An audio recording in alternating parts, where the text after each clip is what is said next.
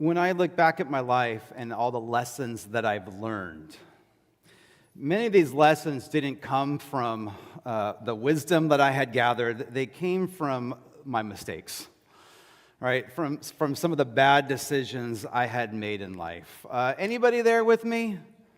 Anybody? Okay, there's a couple. I know you're like, I don't want to raise my hand because I don't want to be called out on those things. But we tend, from time to time, I think all of us do, we make some bad decisions. Right? When we make bad decisions, it's, oftentimes maybe one of two things. On the one hand, we make bad decisions because we just don't know any better. We just haven't learned it yet. Right? Nobody's coached us. Nobody's mentored us. We haven't read the book on it yet. Life has come, and we have to make a decision, and we just do the best we can with what we have. Sometimes that is not enough.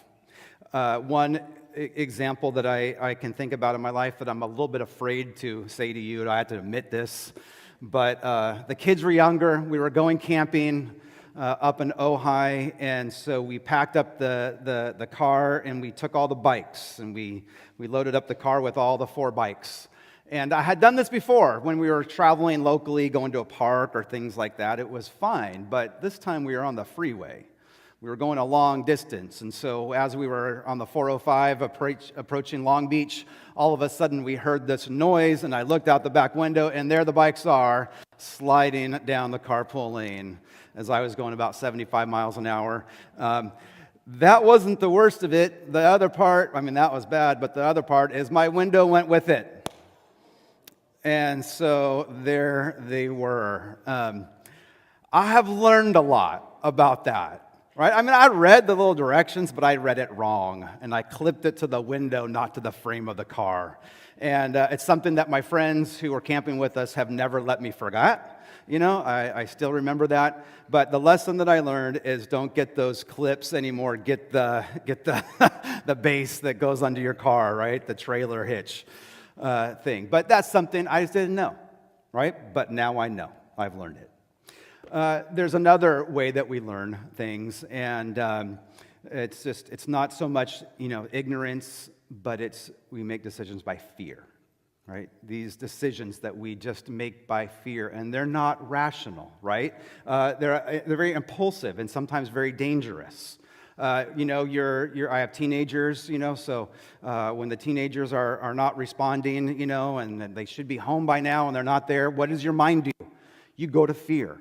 Right? And you start thinking about all the things that could have happened and where are they and what has happened to them. And you're calling up like these friends that are still in your cell phone that like they were in elementary school together. They haven't talked in 10 years, but have you seen my kids? You react like impulsively for that because it's run out of fear. Or think about even just you're late for an appointment, you're on the freeway, and there's the exit, and you're about ready to pass it, and you get stressed, you get fearful, and what do? You act crazy. You slam on the brakes, something you shouldn't do. You swerve through a couple lanes of traffic. You go on that little part of the shoulder that you shouldn't drive on. You risk popping tires and all that just to get through that exit, but it's not your best. Right? They're not smart decisions, but it's what we do. All right? I can keep going, but you understand what I'm talking about. Fear has a way of shrinking our world until survival is kind of the only thing that we can see. It's really not a good teacher. When fear is in our life and it's helping us make decisions, it's telling us that, God isn't going to come through this time. You have to take matters into your own hands. You have to take control. And so we see that fear is a terrible decision maker, yet it happens in all of our lives. As we open up Genesis, chapter 12, the second half of chapter 12, and as we look into chapter 13, we see this is the same thing that Abraham had experienced, making decisions based on fear. Today, as we look at this passage, we're going to see 2 stories that they follow one another. Both of them are decisions that need to be made, but one of them is made by fear. The other is made by faith. It's easy to talk about faith. It's easy to kind of say, yeah, I live my life by faith. And faith is easy when things are good, right? When your bank account is full and the stocks are good, your retirement is good, like Faith is easy. It's easy to trust. It's easy to trust when the doctor gives you a great report, and your health is really good. It's great. It's easy to live by faith. But when those things don't happen, when you feel like God has come back or pulled back on his promise, when the promise of God collides with reality, then we have to say, where is our faith? How are we living? Are we walking in faith? And so today, as we look at Abram, where he finds himself, he has the first test of his faith, and he fails. Right? His faith has not grown stronger. It has not matured yet. It's still young, and he fails. And for some of us, we need to hear that. We need this. Not for a lesson on what we shouldn't do, but to comfort us, because we have made those same decisions. And we'll see in this story that even though he fails, even though he makes some poor decisions, we see that God is bigger than his fear. God is bigger than the decisions he makes, because God's hands are in our lives and he's moving in our lives, even despite the decisions that we make. But we'll also see that as we go to the next story, we see that he passes this test, that he does walk by faith. And he will still struggle. He will still kind of work these things out throughout his life. For each one that we see him walk by faith, we see him live by fear and things like that. But you see a picture of a person who's much like us, who is trying to figure out how we trust God when life doesn't make sense, how we trust God when the plans that we had come failing. When we think about the promises that he has made, but those don't seem to be turning out, how do we trust him?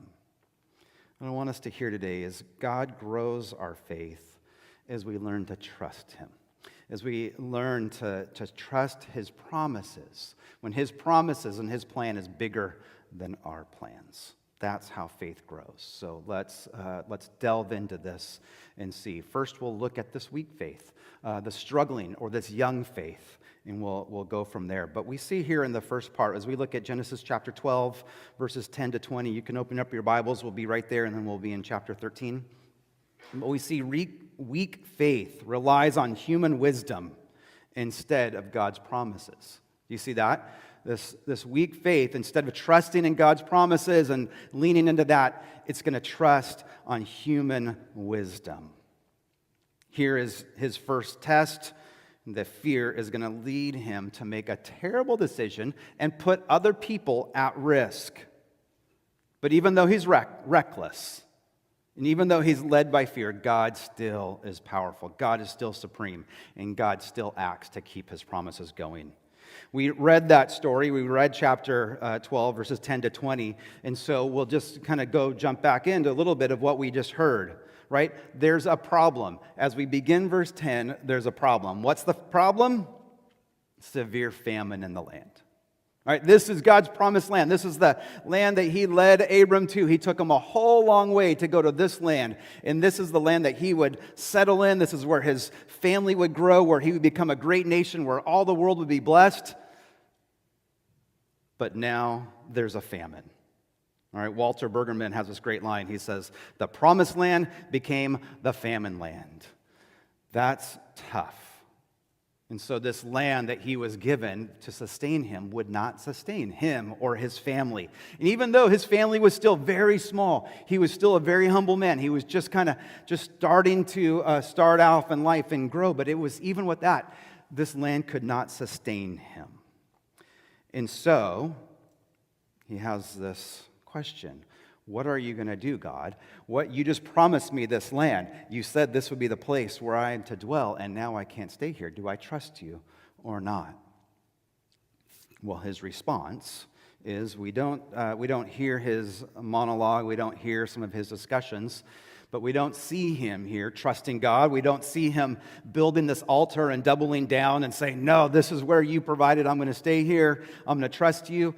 We don't see him calling on the name of the Lord. Instead, he just says, everybody, pack it up. We're going to Egypt, right? We're going south.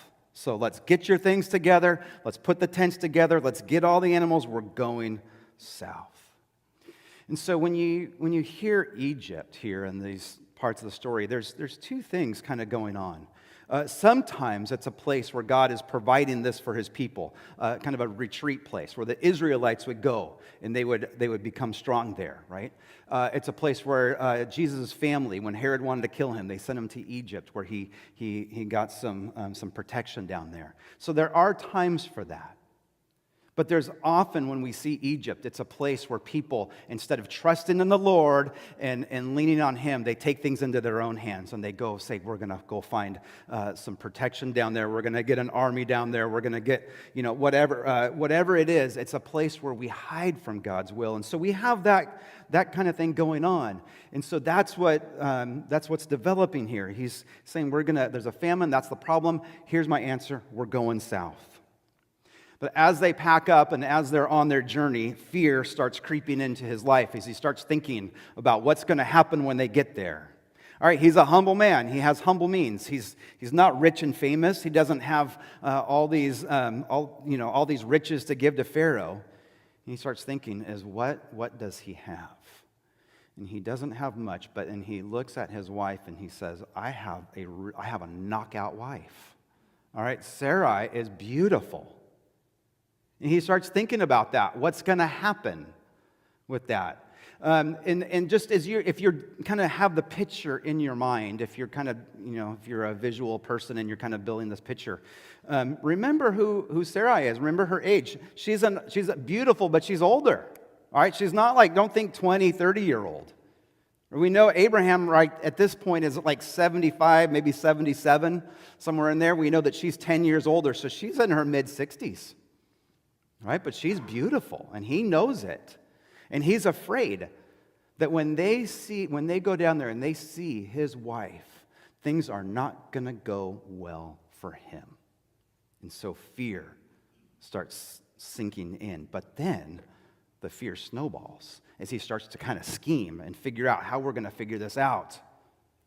And so he creates this plan. He says, here's what we're going to do. If we don't do anything, they're going to kill me and take you. So we're going to do everything we can to make sure that doesn't happen. So Sarai, you got to say this. Say that you are my sister. All right? Say you're my sister. That will get us around everything. Then I'll be taken care of. They'll take care of me. They'll have to. But do you see this progression? Like kind of fear leads to scheming. Scheming now leads to deception. And deception is now going to put Sarai in some grave danger. But fear does that. It affects people, and it's usually not for the good. Usually when fear is in our lives, when we're making decisions, it puts other people at harm. So Abram's not just failing himself here. Right? He's sacrificing someone else to protect him. Right? Faced with fear and looking at Pharaoh, he's saying, Sarah, you need to take one for the team. All right? You need to do this so that I will survive, so that God's promise will continue. So you need to lie, you need to deceive, and then we'll just take whatever happens. He might have spiritualized it like we often do, saying, well, God did give me the promise.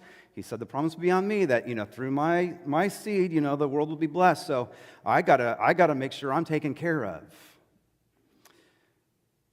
But what's the outcome? The outcome is exactly he had envisioned.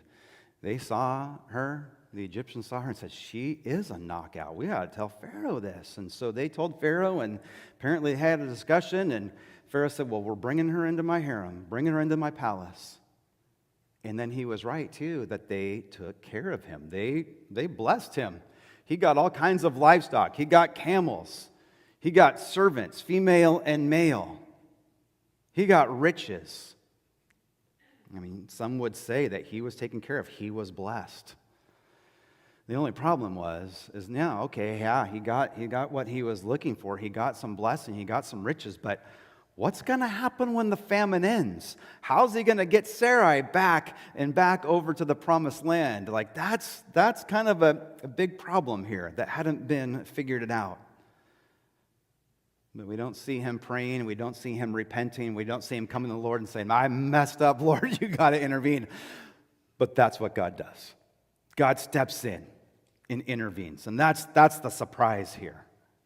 All right, he puts a disease, he puts a curse, he puts a plague on Pharaoh's home, on Pharaoh, on his family, in his household. We don't know what the plague is, but we know something severe happened. And at some point, they put it together. Someone is there kind of putting together, saying everything was fine and great until Sarai came in, and then we all got sick. We don't see the whole details of this conversation, but somehow Abram's called to Pharaoh and saying, you deceived me. You told me she was your sister when she was your wife. And so here's the real fear. What's going to happen now? You know, I mean, most people with a ruler like that, when you lie, when you deceive to a ruler like that, your life is over. But the shocking thing is that Pharaoh is like quite the gentleman. Like, he is more upright than Abram at this point. He says, here's your wife. I need you to go. And by the way, take all the stuff I gave you, all the livestock, all that, just take it with you and just go. Go back home. Like, that's a lot of grace right there. That's a lot of grace that he showed Abram when Abram lied to him, when he deceived him. When we hear that story, for some of us, it may sound familiar. For some of those who have read ahead and you've read Genesis, you'll know that this happens again. All right? Not Pharaoh, but Abimelech. He does it a little bit later. Kind of a similar thing. You're going to see that his son does it a little bit later. So even though he's kind of working out his faith and he's trying to figure this out, he still has this thing with like rulers. Like, God is big, but not as big as these different rulers. But anyway, we'll work on that when we get there. But it may also kind of sound off some alarms. Like, when was there another time that God's people went to Egypt, where they prospered, where they were blessed? When was another time when Pharaoh and his household had plagues, curses put on them? When was a time when Pharaoh said, you guys get out of here, take your riches, take your animals, and just go? Well, we know that from the Exodus. And here is that same thing happen, but in miniature. And it's just this story of just how God is moving behind the scenes in small ways, in big ways, in powerful ways. It's these stories that tell us that we can trust God, how do we trust God? We live by faith, that He is the supreme God, He is the King. He's in control of all the world and all the rulers of the world, that we can trust Him. That when He makes these promises, when He makes these covenants, He's good for it. That not even our bad decisions can mess it up. And so for Abram, his first test here of faith was pretty disastrous. He did not pass it. When the first sign of trouble came, he went back to the old ways. He just made decisions and just figured out things on his own. But here's the beautiful part, though, that how many times have we been saved by our bad decisions? Right? These bad decisions are decisions that we make that out of fear or whatever. They're never bigger than God's power. That God is always bigger than these things. Even though Abraham failed the test, God didn't fail. God passed it. Because He is the faithful one. Right? These things happen not because Abraham is perfect or whatever. They happen because God is faithful. And God is powerful. Paul wrote in 2 Timothy 2:13, he says, if we are faithless, He remains faithful. Right? How important is that? That even when we're at our worst, when we're faithless, when we struggle, whether we're making decisions out of ignorance or fear or whatever it is, that God is still faithful. And He's still powerful. And He's still intervening. It should encourage us as we continue to walk. We're not going to be perfect. But we keep our eyes on the Lord because the Lord is perfect. That He is our powerful God. So as we look at that story, we now turn to the next one as we look into Genesis 13. Right? It's another test. It's another situation. But this time, he responds much differently.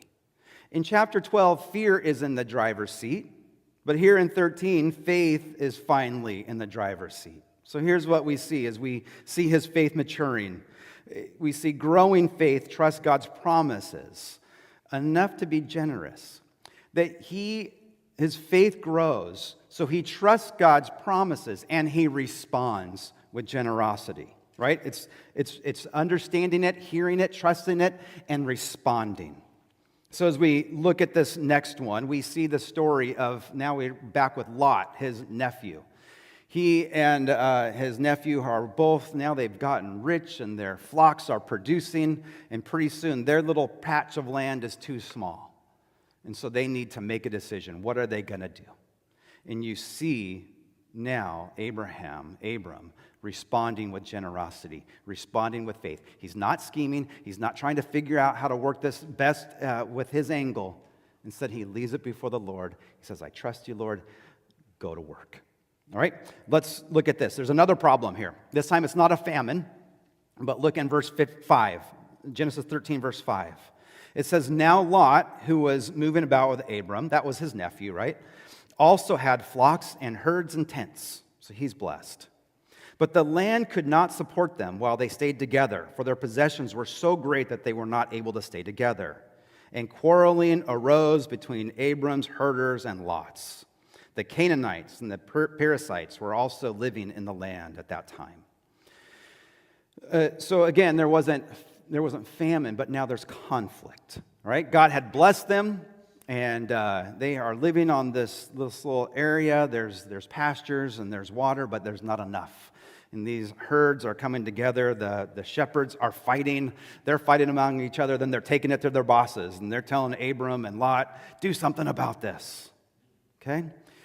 But you see that they're not the only ones in this land. Moses reminds us that there are others there.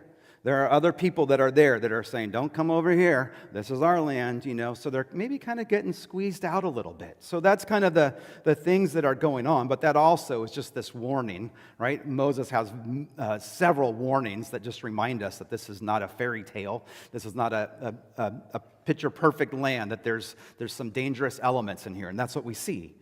But look here. Now, there's the issue. There's all the arguing. There's the conflict. But look now how Abram responds. All right, this is different than he did before. It's kind of this unexpected response where it's not out of fear. It's not this impulsive one. You see his faith is growing, and so is his generosity. Verse 8, it says, so Abram said to Lot, let's not have any quarreling between you and me, or between your herders or mine, for we're close relatives. Is not the whole land before you? Let's part company. And if you go to the left, I go to the right. Right? If you go to the right, I'll go to the left. Right? You see how different that is? This isn't the Abram from Egypt. Right? His faith is growing. Instead of grabbing, he's giving. Instead of scheming, he's trusting. Instead of protecting himself, he's protecting this relationship. Right? And so he says to Lot, you pick, you choose. Which is really astonishing because he's the older one. He's the patriarch.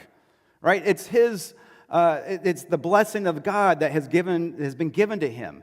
If any time he could have said, hey, just so you know, I'm the one in control here. God has given me this land, so I'm going to stay here, but you go on the other side of the Jordan. This would be the time for that. But he didn't do that. Instead, he says, you pick. You pick what you want. Very generous here. He's very generous there. And that's what faith does to us. Like when we look at our lives, when we just see how much we've been blessed, when we can trust the Lord and say the Lord is good and he's got us, we're able to just be generous with whatever it is. And he realized, how did I get rich? I got rich because I lied to Pharaoh. I shouldn't be alive, let alone have a dime. But God was orchestrating this. God was doing this behind the scenes. So if God has taken care of me there, he's going to take care of me now. All right, faith produces this generosity, this ability to let go of these things and give it to the Lord, give it away, give it to others, because he knows, we just know God's going to take care of us. And so whether it's money and our generosity there or time, giving time to others, right? Giving opportunity to others. Don't just take it ourselves, give it to others. All right, giving others the credit that they deserve rather than just taking it ourselves and trying to make ourselves look better. Like, give it away, give all that. That's all generosity. Saying, God will take care of me. He always has, he always will. So we see how his faith was engaged. And he said, Lord's just going to take care of it. I wonder, though, if he didn't kind of second guess himself when he says, you go left, I go to the right. If at that point he didn't say, uh-oh, what happens if he picks the promised land? Did he kind of, like the words were just out of his mouth and he's like, oh, I said too much? Or did he really I totally know God's going to he's in control. I don't know what it was, but it's beautiful how he's just able to trust the Lord. Even, I'd imagine he'd say, even if Lot takes the promised land and I have to go on the other side, Lord's got me. He'll bring me back. We'll figure it out. Nothing's too big for him. So you see how that faith produces this generosity. But look now how Lot responds. Does he respond by faith or does he respond by sight? All right, much later in the New Testament, we're going to hear these things. We live by faith, not by sight. But here is one of these early examples of how Lot responds. And Lot walks by sight. Look at verse 10. Lot looks around. He saw that the whole plain of the Jordan toward Zoar was well watered, like the garden of the Lord, kind of thinking back to Eden, right, when it's just well watered. Like the land of Egypt where they just were. How the Nile just went out and watered that land. This was before the Lord destroyed Sodom and Gomorrah. So, okay, that's interesting. Just a little something to hold on to give us a little flavor of what that land was like. Well watered, but not a really glorifying place. Okay? Verse 11, so Lot chose for himself the whole plain of the Jordan and set out towards the east. The two men parted company. Abram lived on the side of Canaan, while Lot lived among the cities of the plain and pitched his tents near Sodom. Now the people of Sodom were wicked and were sinning greatly against the Lord. So a lot here, but like I said, he walks by sight, right? He looks, he sees, he chooses. Now, this would be astute, but do you guys remember when we were back in Genesis 3? When there was that tree of the knowledge of good and evil? And you remember how Eve responded? She looked, she saw, she chose. Disregarding the evil that would come with, disregarding all the sin and the warnings that she had. Same thing with Lot, disregarding that Sodom was a wicked place and it was going to be destroyed, that those people were evil. They both saw something that was shiny and cool and neat, and they decided they'd go for it. And you see where that leads. We'll see here in the coming weeks kind of the consequences of that. But right now, what we're seeing is there's two ways to live, right? You live by sight, by what's right in front of you. And I'll tell you that is going to endanger people. It's going to put yourself in danger. It's going to put his family in danger. Or there's a way to live by faith where you just bring this before the Lord and you just trust him and let his blessings flow upon you. So several times, like I said, Moses, who's writing this, talks about some of these things to be aware of, kind of these traps, when he says in verse 10, this is before the Lot destroyed Sodom and Gomorrah, right? He talks about going towards the east. Did you see that? He went towards the east, and if you remember, going towards the east is never a good thing here in the book of Genesis, right? When Adam and Eve were kicked out of the garden, where were they placed? They're placed on the east. When Cain killed his brother and he was banished, where did he go? He went to the east. Where was the Tower of Babel built? In the east. So we have this kind of idea that we don't go to the east. We don't go backwards. We keep going towards the promised land. That's where the blessing is. But he goes towards the east. So what Moses is kind of telling us here is living by sight and not by faith will lead you into trouble. But back to Abram, he lives by faith and God rewards him. The Lord said to Abram after Lot had parted from him, look around from where you are to the north, the south, the east, the west. All the land that you see I will give you and your offspring forever. I will make your offspring like the dust of the earth. So if anyone could count the dust, then your offspring could be counted. Go, walk through the length and breadth of the land, for I am giving it to you. You see God reestablishing his covenant. With after all that happened, he said, but I've got you still. I'm still the faithful God. I'm still holding tight to these promises. So go look through the land. Go walk through it. See the blessings that are there. One last point that I want to make is that when he has this conflict with Lot and all the shepherds and all that kind of thing, he shows up as a peacemaker, right? He shows up as a peacemaker. And he says this line in there that you might have not seen it, because in English and Hebrew there's these different translations, but he says, why should we fight? We're close relatives, right? We're close relatives. And they are. It was like nephew and uncle.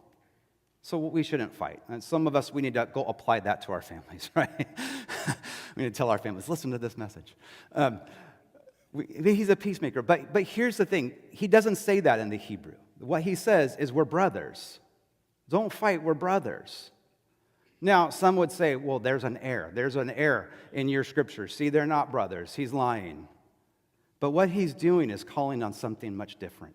He's going back to another conflict between brothers that we already mentioned, Cain and Abel. Those are the two brothers. They had a conflict. And what happened? Cain took Abel out in the field and killed him. And here what Abrams is doing is saying we're not going down that road. Right? I could scheme, I could plan, I could manipulate, I could take things into my own hands and it would cost you your life. And sure, I'll double my wealth. But I'm not going there. We're not doing that. We're going to act differently. And he brings peace. And instead of scheming, he lets the Lord enter into this. And that's where they both receive blessing. Do you see that? We kind of said when we scheme, when we do things kind of on our own, when we're run by fear and evil, like everybody gets hurt. Everybody gets caught in the crossfire. Things don't happen well for everybody. But when we follow the Lord, when we act in faith, we see his blessing come, and then it blesses everybody. Both parties, the families. And so for us, what a call to live a faithful life before the Lord. To stop trying to live by sight and what's around us, but by holding on to what God has brought to us and saying, Lord, we want to walk by faith with you. We want to trust you because it's good for the world. It's where your blessing is just bountiful. As we finish this, the last part here is that faith always brings us back to worship. It always brings us back to the Lord. It ties us together with him. In verse 18, it's just this anchor that we see that keeps coming back. It says, so Abram went to live near the great trees of Mamre and Hebron, where he pitched his tents.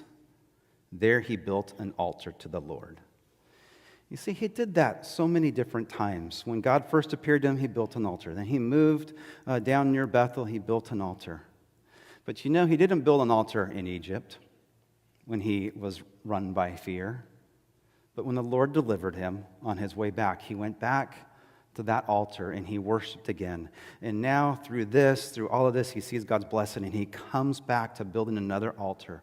He comes back to worship. And we talked about that last week, is that how do we know that we're walking with the Lord, that we have these moments of worship, that we keep coming back to worship with the Lord? It could be through prayer and through confession and just through singing and praise and all that, but we keep coming back because we see that He's instrumental in our lives. He's leading us.